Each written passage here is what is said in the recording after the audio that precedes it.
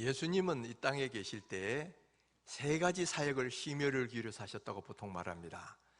복음을 전하는 거, 하나님의 말씀을 가르치는 거, 그리고 병자를 고치는 거. 이 세 가지 일을 가리켜서 예수님의 3대 사역이다, 보통 그렇게 말을 합니다. 그런데 예수님께서는 사실은 보면 이 세 가지 사역 외에도 아주 심혈을 기울여서 시간을 내서 아주 집중하신 그런 일이 또 있어요. 그것은 바로 기도하는 일이었다라는 거예요. 우리가 성경을 보면 예수님이 기도하신 내용 이야기가 많이 나옵니다.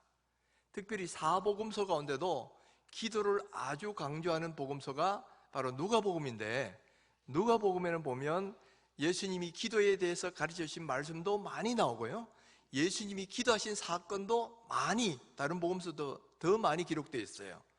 우리가 잘 아는 겟세마네 동산에서 기도한 것 외에도 세례 받으실 때도 기도하셨고, 변화산에 올라가셨어도 기도하셨고, 또 이렇게 십자가에 달려서 마지막 돌아가실 때도 기도하셨다라는 거예요.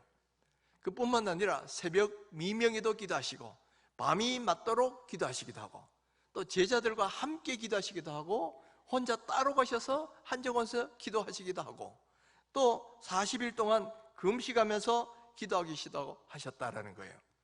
그러니까 오늘 우리 한국교회가 자랑하는 새벽기도, 금식기도, 산기도, 철야기도, 통성기도, 이런 건 이미 예수님이 다 하실 거예요. 모범이 다 예수님 안에서 나와 있다는 거죠.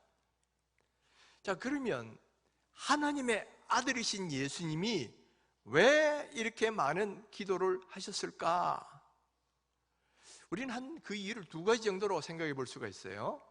첫 번째는 기도하면서 하나님의 뜻을 묻고 하나님의 뜻을 발견하시기 위해서 기도하셨다는 거예요. 그래서 예수님은 하나님의 뜻대로 하나님 말씀을 전했고, 하나님의 말씀 뜻대로 하나님을 행하는 일을 하셨죠. 두 번째는 기도를 통해서 하나님의 능력을 덧입었다라는 거예요. 바로 예수님이 사역하는 모든 능력, 병 고치고 전도하고 또 하나님의 말씀 가르치는 모든 능력은 바로 기도를 통해서 하나님으로부터 덧입었다. 그래서 그 힘으로 이 사역을 늘 감당하셨다라는 거예요. 그러니까 그 전도하기 바쁜 와중에도 시간을 따로 내셨어요.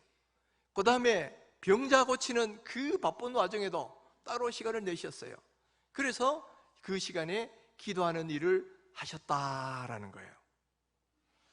여러분, 이것은 뭘 말하느냐면 기도는 이만큼 중요하다라는 것을 말씀하고 있어요. 전도할 때도 기도하는 시간을 따로 떼놓으셨어요. 또 병자 고치는 것도 그렇게 많은 사람을 몰려왔지만은 따로 기도하는 시간을 떼놓았다는 거예요. 이것은 우리의 일상생활, 신앙생활에서도 그만큼 기도는 중요하다는 것을 말씀해 주고 있다는 거예요.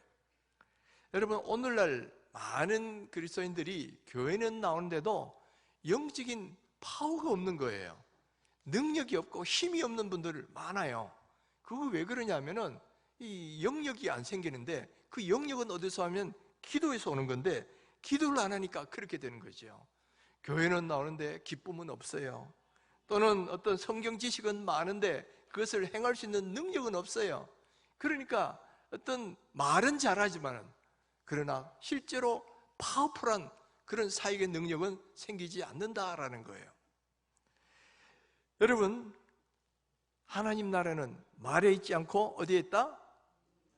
능력이 있다 그랬습니다.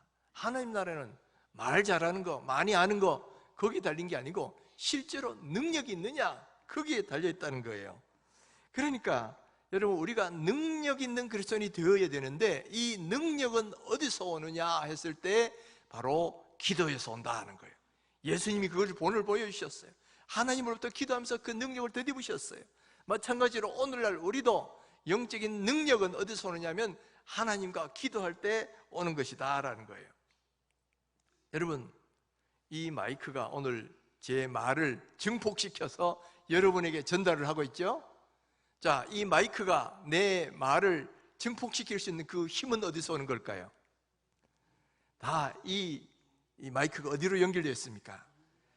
콘센트를 통해서 전기에 딱 연결이 되니까 그게 가능해지는 거예요. 저기 보면 우리 공기청정기가 있는데 지금 열심히 공기를 정화시키는 일을 합니다. 자, 그 일을 하는 그 힘과 에너지는 어디서 옵니까? 바로 전기 콘센트에 플러그가 딱 꼽히니까 전기의 힘이 쏟아지면서 그 일을 하는 거예요. 여러분, 마찬가지입니다. 우리가 이렇게 능력 있는 그리스도인의 삶, 기쁨과 감격의 신앙생활을 할 수 있으려면 바로 하나님으로부터 그런 은혜와 감격과 능력이 와야 되는데, 그것을 얻으려면 어떻게 되느냐? 우리의 플러그가 하나님이라는 콘센트에 다 꼽혀야 된다 이 말이에요. 그게 바로 기도하는 거다라는 거예요. 기도는 우리의 플러그를 하나님의 콘센트에 꼽는 거예요. 그래서 하나님의 은혜와 능력이 우리에게 전달이 되는 거다라는 거예요. 그래서 기도가 참 중요한 거예요. 근데 문제는, 이런 설교 여러분 들으셨잖아요. 이미 다 알아요. 아는데도 불구하고 문제는 실제로 그걸 실천을 못한다는 거예요. 여러분, 기도의 은혜는 아는 것에 달려 있는 게 아니고 정말 경험하는 것에 달려 있는 거예요. 정말 하나님의 기도의 은혜를 아는 자는 그야말로 성경 지식을 알고 기도하면 된다는 걸 아는 데 달려 있는 게 아니고 실제로 기도를 해서 그 능력을 덧입는 것에 달려 있다는 거예요. 근데 문제는 그걸 아는 사람은 맞는데 실제로 그걸 회생해 가지고 그걸 누리는 사람, 경험하는 사람은 많지 않다라는 거예요. 그래서 여러분, 우리가 더욱더 기도해야 될 이유가 거기 있는데, 저는 우리 교회가 앞으로 무엇을 해야 되고 어떤 방향으로 나가는 거, 이걸 많이 생각을 합니다. 그리고 우리 당에 있는 장로님들과도 의논도 많이 하고 또 우리 교육자들과도 의논하면서 어떤 일을 할까 계획도 세워요. 근데 그 일을 감당할 수 있는 능력과 그것을 이루실 하나님의 은혜를 경험하는 것은 하나님으로부터 오는 거예요. 하나님으로부터 오려면 우리가 기도에 콘센트를 꽂아야 된다. 그래서 우리는 기도하는 게 참 중요하고, 그래서 제 자신도 기도하는데 힘쓰려고 노력을 합니다. 저는 우리 교육자에게도 그런 얘기를 해요. 성도 여러분, 기도하십시오 해놔놓고 설교는 했는데 정작 자기 자신은 기도 안 하면 어떻게 됩니까? 마치 의사가 환자 보고 운동 좀 하셔야 되겠네요 이래놓고 정작 자기는 운동 안 하는 그런 의사들도 많잖아요. 꼭 그와 같은 일이 벌어지는 거죠. 그래서 우리 자신이 먼저 기도하기를 힘쓰자. 목회자는 기도로 말해야 된다는 거죠. 영국의 스펄전 목사님은 기도하는 것은 발전소와 같다 그랬어요. 발전소가 뭐예요? 에너지를 막 내는 거잖아요. 에너지를 낼 때 그 에너지가 우리 가정이나 이런 데 전달돼서 이런 불도 밝히고 하는데, 기도가 바로 그런 영적 에너지를 내는 것과 같다라는 거예요. 그래서 이 영적 파워를 공급해주는 기도가 뜨거운 교회가 부흥하고, 기도가 뜨거운 사람이 영적인 파워를 갖고 능력 있는 신앙생활을 할 수 있다라는 거예요. 그래서 여러분, 우리가 능력 있는 그리스도인의 삶, 은혜와 감격 있는 삶을 살려면 기도하는 삶이 이루어져야 된다. 기도 시간이 많아야 됩니다. 그런데 기도하지 않는 사람은 겉으로 볼 때는 멀쩡해도 사실은 잠든 신앙인이거나 아니면 죽은 신앙인, 아니면 마른 뼈같이 되어버린 신앙인이 될 수 있다는 거예요. 그래서 여러분, 무기력한 삶을 사는 그런 그리스도인으로 습관적으로 왔다 갔다 하는 그런 모습이 될 수밖에 없어요. 그래서 우리가 능력 있는 그리스도인, 은혜와 감격을 경험하는 그리스도인, 독수리의 날개침같이 올라가는 그런 그리스도인이 되려면 성령의 은혜와 능력을 덧내봐야 된다는 거예요. 그래서 오늘 본문에서도 하나님이 우리에게 하신 말씀이 바로 이거예요. 그것도 그냥 하시는 말씀이 아니라 강하게 명령하시죠. 자, 3절 말씀 보면 너는 내게 부르짖으라. 내가 내게 응답하겠고 내가 알지 못하는 크고 은밀한 일을 내게 보이리라. 이거는 부르짖으라는 거는 명령이에요. 이건 해도 좋고 안 해도 좋은 게 아니고 해야만 되는 거예요. 그런데 이 말씀을 가만히 보면요, 언제 기도해야 되는지, 그리고 어떻게 기도해야 되는지, 그리고 기도하면 어떤 결과가 나오는지, 거기에 대해서 잘 말씀하고 있는 것을 우리가 볼 수 있어요. 자, 먼저 우리가 어떨 때 기도해야 되느냐, 1절 말씀에 보시면요, 자, 이렇게 되어 있습니다. 예레미야가 아직 시위대 뜰에 갇혀 있을 때에, 예레미야가 시위대 뜰에 아직 갇혀 있을 때에 하나님의 말씀이 나타나서 너는 내게 부르짖으라, 이런 말씀이 있죠. 지금 이스라엘 민족은 바벨론의 침공을 받아서 풍전등화와 같아요. 지금 포위하고 있는 상황이에요. 그랬을 때 이미 이 예레미야는 처음에는 너희들이 회개하지 않으면 이 하나님의 징계가 임한다 이렇게 했는데, 나중에는 그래도 안 들으니까 하나님이 알게 해주셨어. 너희들이 이제는 항복하는 길밖에 없다, 항복해야 된다, 이렇게 부르짖으니까 아무도 안 듣는 거예요. 그 말 들어주는 사람 하나도 없어요. 그리고는 오히려 항복하라니까 저 매국노다 이래가지고 도로 감옥에 잡아 넣어버렸단 말이에요. 자, 지금 예레미야의 상황은 자기 말 알아듣는 사람, 들어주는 사람 하나도 없어요. 도와줄 사람도 하나도 없어요. 이대로 가면 분명히 바벨론 군대가 예루살렘 성을 함락시키고 많은 사람을 죽이고 또 성을 무너뜨리고 사람들을 사로잡아가게 돼 있다 이 말이에요. 그런데 이런 위기의 상황에서 하나님 하신 말씀이 너는 내게 부르짖으라, 너는 내게 부르짖으라. 이것은 무엇을 말하냐면, 기도는 사실은 늘 해야 되는 겁니다. 늘 평소에 쉬지 말고 기도하라 그랬으니까 사실은 평소에도 늘 하셔야 되는 거예요. 그런데 특별히 더 기도해야 될 때가 어떠냐, 위기의 상황, 내 힘으로 어떻게 볼 수 없는 절망의 상황, 또 이런 정말 모든 것이 막혀서 모든 것이 끝이다 하는 그런 상황일수록 더욱더 기도해야 된다라는 거예요. 우리는 자기 자신의 능력에 절망할 수밖에 없는 그런 상황을 간혹 경험을 합니다. 예를 들면 이제 불치의 병이 걸려가지고 내 힘으로는 어떻게 볼 수 없어요. 혹은 사업이 실패하고 빚은 갚을 길이 없고 이제는 미래가 막막하고, 또 거기다가 자녀들은 삐뚤어진 길로 가고, 또 이리 봐도 보이는 길이 안 보이고 저리 봐도 모든 게 꽉 막혀 있고, 바로 이럴 상황이 온다는 거예요. 근데 바로 그럴 때가 다른 한편으로 보면 주님께 기도할 때다. 위기야말로 주님께 부르짖을 때의 기절대적인 기회다라는 거예요. 왜냐하면 위로 향한 길은 열려 있기 때문에, 하나님을 향한 길은 열려 있다라는 거예요. 자, 이런 상황에서 그러면 어떻게 기도하라는 것이냐 했을 때, 오늘 말씀해 보면 부르짖으라 그랬죠. 부르짖으라. 보통 기도가 아니고 부르짖으라 그랬어요. 이것은 뭐냐면은, 여러분, 부르짖는다는 건 어떤 표현이냐면은 내가 너무 절박할 때에 자연스럽게 나타날 수 있는 반응이에요. 간절한 심령의 표현이란 말이야. 그러니까 지금 내가 절박한데 그때는 부르짖지 않을 수가 없죠. 점잖게 신사적으로 그렇게 할 수가 없어요. 어느 날 이 바디메오라는 맹인이 살고 있는 여리고의 지역에 예수님이 지나가게 됐어요. 평소에 이 바디메오라는 사람은 예수님이란 분이 병자를 고치는데 눈도 뜨게 한다더라. 그러니까 귀가 번쩍 들렸죠. 나도 예수님 만나면 나도 내 눈 뜰 수 있겠구나라는 그런 소망을 가지고 있는데, 어느 날 성이 시끌벅적해요. 아니 이게 무슨 일입니까? 물어보니까 예수님이 지나간다는 거예요. 예수님이 지나가면 그야말로 내 눈을 뜰 수 있는 기회가 왔다는 거예요. 이 기회를 놓치면 다시는 내가 눈을 뜰 수 없다, 이렇게 생각하니까 지금 예수님이 어디까지 왔는지 모르지만 일단은 주목을 끌어야 되잖아요. 그러니까 부르짖습니다. 다윗의 자손이여 나를 불쌍히 여기소서. 그러니까 무리들이 모여가지고 있는데 웬 멍에니 막 그런 소리 지르니까 조용해! 그러고 막 꾸짖는단 말이에요. 조용해! 근데 그 말 듣고 조용하면 어떻게 됩니까? 다시는 이 기회를 잡을 수가 없잖아요. 그러니까 이제는 그 말 듣는 게 아니라 더 큰 소리로 외칩니다. 다윗의 자손이여 나를 불쌍히 여기소서. 막 큰 소리로 외치니까 예수님이 그 소리를 들으셨어요. 그리고는 이 바디메오를 향해서 오셔가지고 그 눈을 딱 고쳐주시더라는 거예요. 여러분, 바디메오의 상황에서 점잖게 주님 나 좀 고쳐주세요 그랬으면 주님의 관심이나 끌었을까요? 아니면 소리라도 들렸을까요? 그건 알 수가 없죠.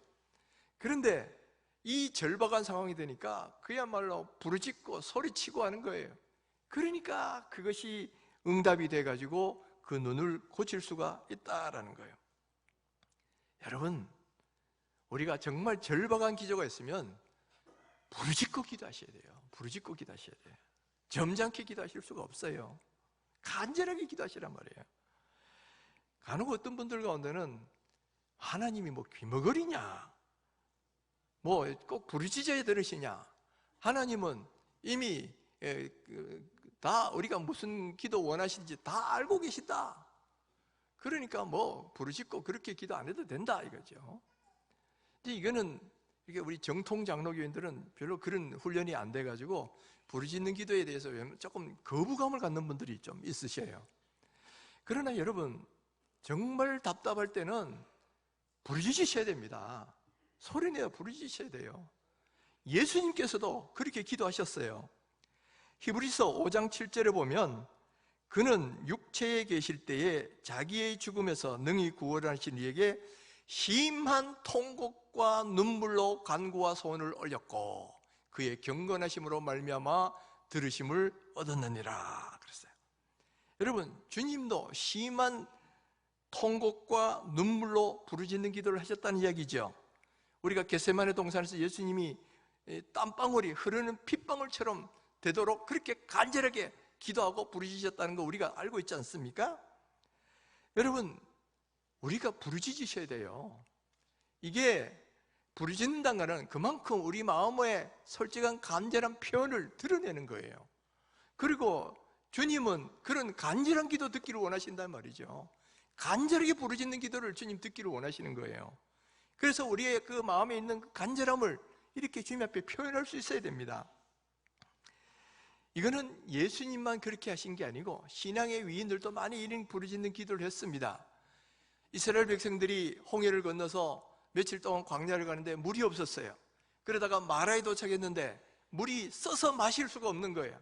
그러니까 뭐 백성들이 원망하고 이게 뭐냐 그러고 있으니까 모세가 하나님께 부르짖었다. 성경은 그렇게 표현을 합니다. 부르짖으니까 하나님이 딱 그 해결책을 주셔서 그 쓴물이 단물이 되게 만들어 주시잖아요. 또 삼손, 유명한 삼손은 그야말로 천하장사해가지고 나귀 특뼈 하나 잡고 이 블레셋 사람들을 1000명이나 때려 죽입니다. 1000명이나 때려 주는데 아직도 힘은 남아 도는데 문제가 뭐냐면 목이 너무 말라 죽을 것 같단 말이에요. 그러니까 하나님 앞에 부르짖었어요. 하나님, 내가 저 할례 받지 못한 사람들에게 목이 말라 죽겠습니다 하고 막 부르짖었더니만 하나님이 어떤 한 곳을 탁 터치게 했어서 거기서 샘물 나게 하시는데 그 샘물 마시고 힘이 싹 돌아왔단 말이에요. 그래서 그곳을 에낙고레 그렇게 붙였죠. 여러분, 바로 이렇게 정말 답답하고 위기의 순간에는 부르짖으셔야 돼요. 부르짖으셔야 돼요. 여러분, 절박한 문제 있잖아요.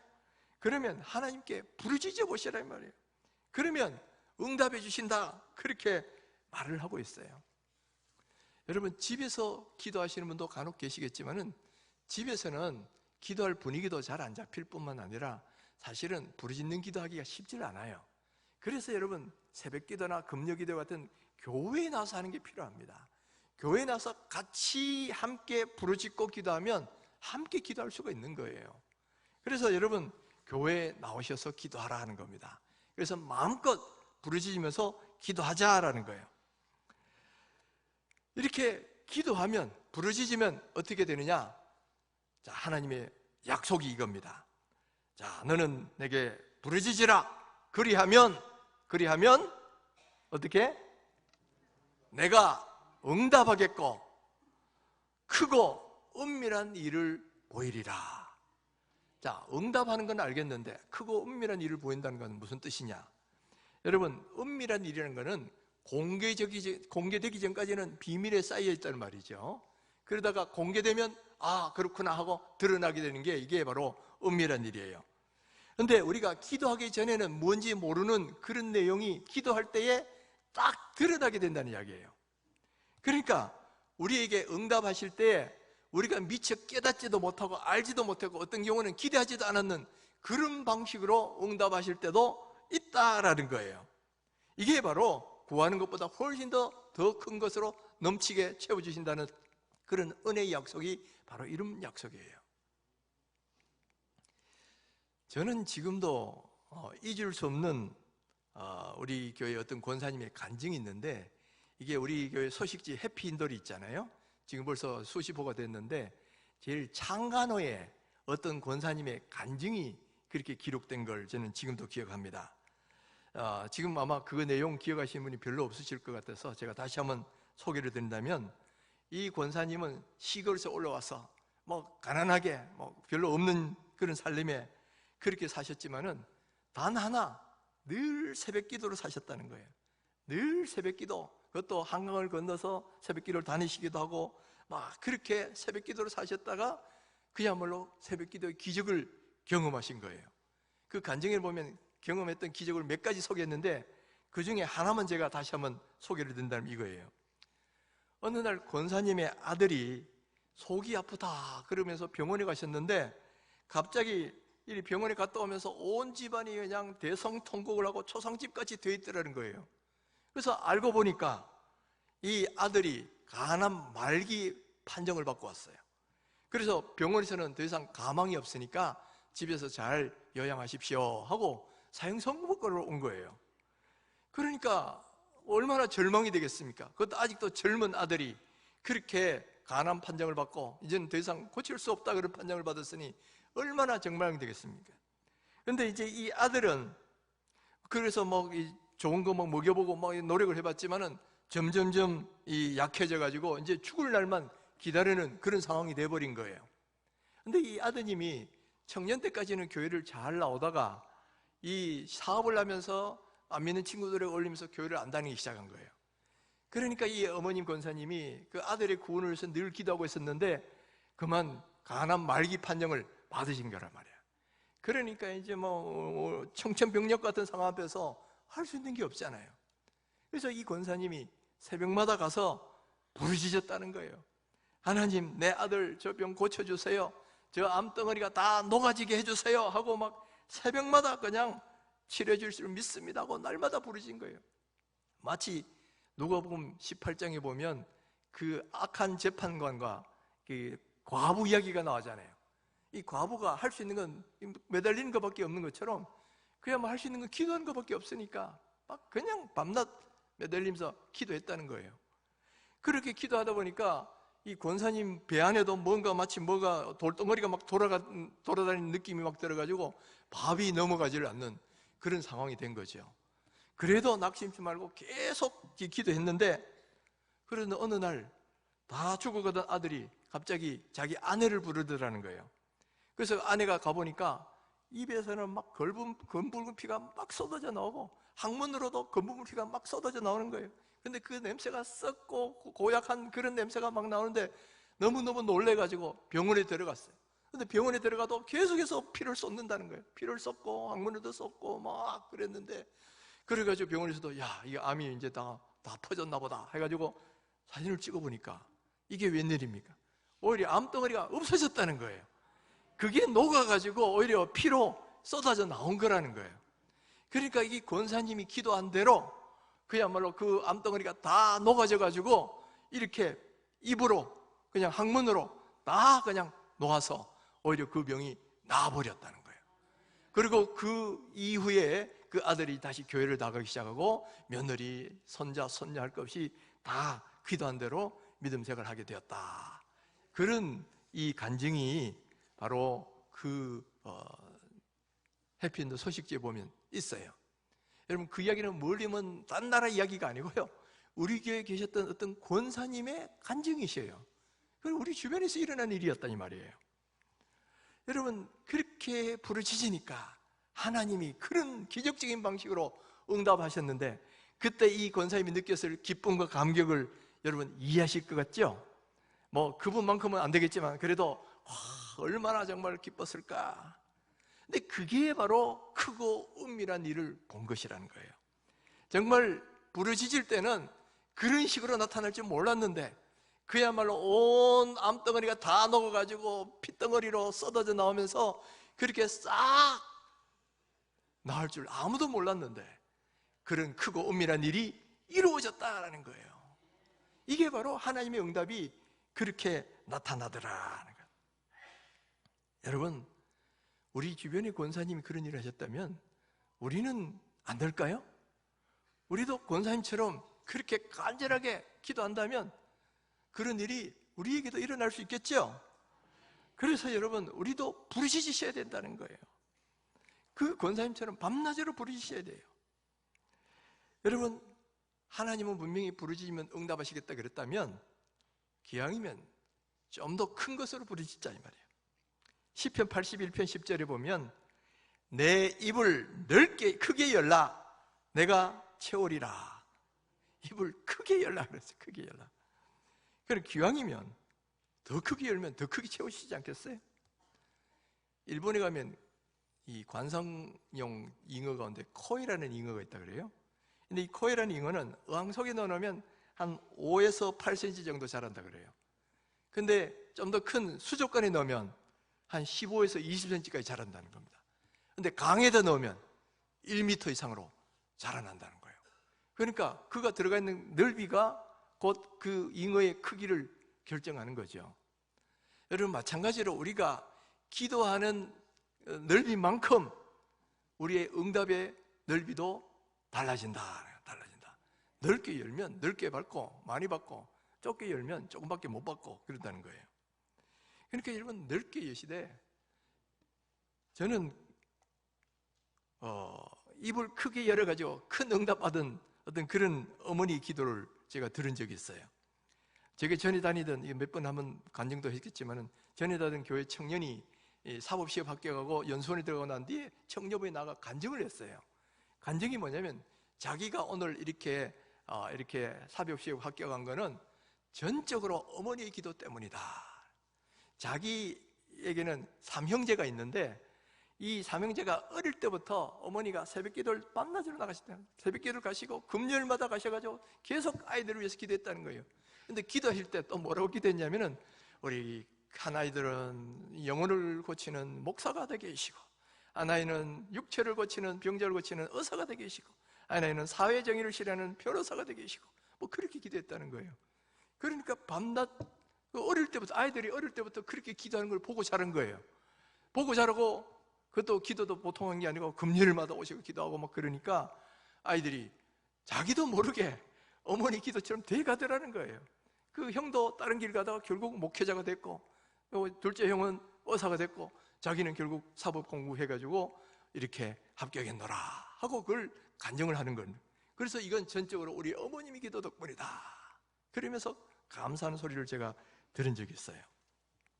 여러분, 바로 입을 넓게 여니까 그런 일이 있더라는 거죠. 그 어머니의 기도가 자식의 미래를 딱 결정해버린 거예요. 또 제가 미국에 있을 때, 유학을 할 때 어떤 이 부부가 있었어요. 근데 같이 포스닥까지 공부를 했는데, 그 부인이 남편을 위해서 얼마나 기도하냐면 새벽마다 기도하고 몇십 일 동안 또 작정하고 아침 금식 기도하고 막 그러면서 남편을 위해서 기도를 했어요. 남편이 사실은 믿음 별로 없는 사람이었어요. 그런데 아내가 그렇게 기도하고, 나중에는 아내가 기도한 대로 미국의 NIH라는 그런 보건연구소에 들어가 취직도 하고, 마지막에는 자기 모교인 고려대 교수로 들어왔어요. 그러니까 그 남편도 아는 거야. 자기가 그렇게 된 게 전적으로 자기 아내의 기도 덕분이라는 거예요. 그러니까 아내가 교회 가자 그러면 따라가 나오고 뭐 그렇게 되더라고요. 여러분, 입을 넓게 열고 간절히 기도하면 그렇게 되더라는 거예요. 우리가 넓게 열지 못하고 기도하지 않아서 못 받는 거지, 기도하면 된다라는 거예요. 된다. 그래서 여러분, 이 부모가 새벽 기도하는 거 정말 중요합니다. 자기 자녀를 위해 기도하면 그 기도하는 대로 자녀에게 평생 축복이 이루어지는 거예요.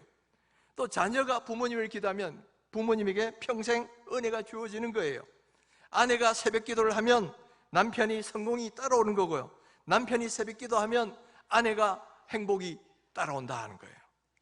바로 이런 놀라운 비결이 바로 기도에 달려있더라 하는 거예요. 여러분 한번 따라해 볼까요? 자, 한번 보여주세요. 부모의 새벽 기도, 자녀의 평생 축복. 별로 원하지 않으세요? 어떻게 소리가 요거밖에 안 돼요? 자, 다시 한번 더 크게 한번 해보십시다. 부모의 새벽기도, 자녀의 평생 축복. 자녀의 새벽기도, 부모의 평생 은혜. 아내의 새벽기도, 남편의 평생 성공. 남편의 새벽기도, 아내의 평생 행복. 그렇게 될 줄 믿으시기 바랍니다. 여러분, 이렇게 기도하는 특권을 하나님이 우리에게 주셨고, 또 기도하면 이런 결과가 나오는데, 여러분, 기도하지 않아서 못 받는다면 얼마나 억울하겠습니까? 여러분, 이건 억울한 손해예요. 하나님께서 부르짖으면 응답하겠다 그랬는데 그렇게 하지 않아서 못 받는다면 이거는 정말 억울한 일이에요. 이스라엘 백성이 광야에서 죄를 지었을 때에 하나님이 말씀하셨어요. 자, 놋뱀을 세우고 놋뱀을 보면 그 보는 자마다 그 모든 병이 나을 것이다 했어요. 그런데 그걸 안 믿고 보지 않는 사람은 그대로 불뱀에 물려고 다 죽었고요. 그러나 그것을 본 사람들은 그 모든 불뱀으로부터 병이 나아가지고 다시금 정상적인 삶을 살게 됐잖아요. 보고 이 말씀을 믿고 하면 받는 거고, 안 믿고 안 하면 못 받는 거다. 못 받는 거다. 그러니까 여러분, 기도는 하나님의 능력과 은혜에 우리의 코드를 연결하는 거예요. 그렇게 연결하기만 하면 하나님의 은혜가 우리에게 들어오고 하나님의 능력이 우리에게 쫙 들어오게 된다라는 거예요. 그래서 기도하는 사람, 우리의 영성이 살아나고 영역이 세워지고 또 집안의 문제가 해결되고 또 기도하는 교회에 바로 성령이 임하고 하나님의 부흥의 능력이 임하고 또 뿐만 아니라 예루살렘 교회처럼 큰 부흥의 역사가 일어난다는 거예요. 또한 우리가 기도할 때 우리 가정의 문제가 또 내 자신의 문제들이 해결될 수 있다. 해결될 수 있다. 근데 이렇게 말씀드리면 나는 기도하고 싶긴 한데요, 너무 바빠서 시간이 없어요, 이런 분들이 계셔요. 근데 여러분, 기도의 시간은 남기 때문에 하는 게 아닙니다. 시간을 만드셔야 돼요. 만드셔야 돼요. 여러분, 남는 시간에 기도하겠다 그러면 절대로 기도할 시간 나오지 않습니다. 여러분, 할 일이 얼마나 많은데 그런데 언제 기도할 시간이 나오겠어요? 예수님도 전도하고 기도하고 전도하고 병자 고치고 가르칠 때 너무너무 바쁘셨어요. 그래도 시간을 따로 떼어놓으시니까 기도할 수가 있었다는 거예요.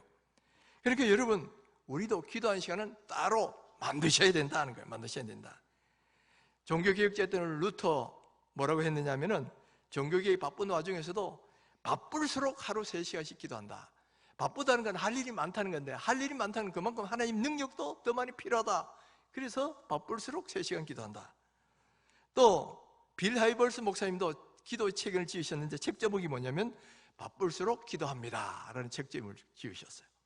또 고아의 아버지라고 하는 조지 밀러도 뭐라고 말했냐면 1시간 기도하고 몇 시간 일하는 것이 기도 없이 더 많은 시간 일하는 것보다 훨씬 더 많은 것을 할 수 있다, 그런 이야기를 한 게 있어요. 그러니까 여러분, 기도하면 그게 결코 시간 손해가 아니고 더 많은 일을 할 수 있는 더 능력을 얻고 하나님의 함께 하신 은혜를 얻는다. 그래서 여러분, 기도하는 시간을 내셔야 돼요. 만드셔야 돼요. 그리고 기도하실 때 간절하게 기도하셔야 됩니다. 부르짖으면서 기도하셔야 돼요. 우리 교회는 너무 오랫동안 보니까 부르짖는 기도 훈련이 안 되셨어요. 그래서 이렇게 부르짖으니까 소리가 안 나오고 남들도 소리 내면 좀 이상하게 귀찮게 들리고 말이죠. 오히려 내가 방해받는 것처럼 느낀, 이건 훈련하게 달렸어요. 여러분, 부르짖는 것도 훈련입니다. 자꾸 소리 내서 기도해 보세요. 기도 내서 하다 보면 됩니다. 그리고 간절함이 그 말 속에서 같이 우러나오게 돼 있어요. 그래서 부르짖을 기도가 될 때 하나님의 보좌가 움직여지고 하나님의 그 은혜가 우리에게도 임하게 된다. 그만큼 간절하게 목숨 내놓고 기도하시라. 그럴 만큼 하나님의 능력의 역사가 빨리 나타나게 된다는 거예요. 지금 우리 교회가 예담삼 20일을 특별 새벽 기도를 진행하고 있는데 한 주간 지났습니다. 한 주간 지났는데 이 말씀을 나누는 첼로 역정의 내용도 이 쭉 진행 과정을 보면서 우리에게 일어날 수 있는 각각의 상황들에 대한 하나님의 메시지를 듣기 때문에 참 좋아요. 내가 경험하고 당면한 어떤 상황들을 돌아보면서 기도할 수 있으니까. 그것보다도 여러분 또한 이렇게 나와서 기도하면 하나님이 그 기도 들으신다 하는 거예요. 그래서 여러분 오셔서 여러분 자신을 위해서 기도하셔야 되는데, 좀 안타까운 건 아침 시간이 좀 부족해서 그런지 많은 분들이 기도하는 시간이 그렇게 많지를 않아요. 뭐 같이 공동 기도하고 난 뒤에 보면 한 5분쯤 지나면 뭐 스르륵 다 일어서 버리셔요. 여러분 그렇게 하지 말고 시간이 좀 되시는 분들은 좀 기도를 많이 하셔야 돼요. 그리고 간절하게 기도하셔야 돼요. 그럴 때에 하나님이 움직이신다 이 말이에요.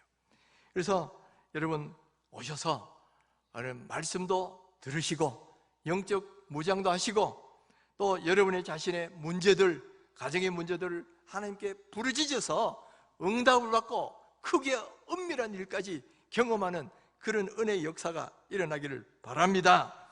여러분, 내가 기도하면 내 인생이 달라져요. 먼저는 내 영이 힘을 얻고 능력이 생기고요, 또 집안의 모든 문제가 해결이 되고요, 또 내가 기도하면 자녀의 운명이 바뀌게 되고, 또 내가 기도하면 부모의 노후가 달라집니다.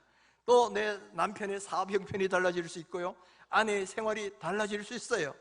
또 내가 기도하면 내가 복을 받을 뿐만 아니라 우리 가정이 복을 받고 교회가 복을 받고 나라와 민족이 복을 받는 이런 은혜의 역사가 일어난다라는 거예요. 이 모든 열쇠가 바로 기도하는 것에 달려있다라는 거예요. 사랑하는 성도 여러분, 말을 듣고 행치 않으면 이 머리 위에 세운 집 같아서 아무 일도 안 일어나요. 그러나 이 말을 듣고 행하면 기도의 능력을 경험하고 기도의 은혜의 역사가 우리에게도 나타나게 될 것입니다. 여러분, 기도의 자리로 일어나셔서 오세요. 그리고 오셔서 부르짖고 기도하셔서 바로 우리 믿음의 선배들이 경험했던 그 기도의 능력을 우리도 다 경험할 수 있는 그런 믿음의 사람들 되시기를 주님의 이름으로 축원합니다.